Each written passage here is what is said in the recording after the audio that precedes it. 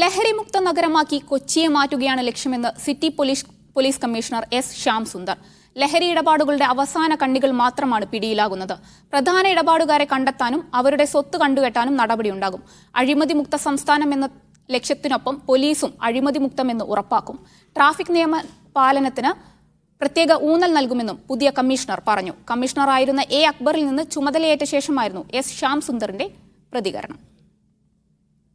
ഇതിന്റെ ഒറിജിൻസ് എവിടെയാണ്, ഇല്ലെങ്കിൽ ഈ ഡ്രഗ്സ്, പ്രത്യേകിച്ച് കെമിക്കൽ ഡ്രഗ്സിന്റെ ഉൽപാദന കേന്ദ്രം എവിടെയാണെന്ന് അന്വേഷിച്ച് കണ്ടെത്തുകയും അതിനെതിരെ നടപടി എടുക്കാൻ ഉള്ള സ്പെഷ്യൽ ടീംസിനെ നമ്മൾ ഫോം ചെയ്യുന്നതായിരിക്കും.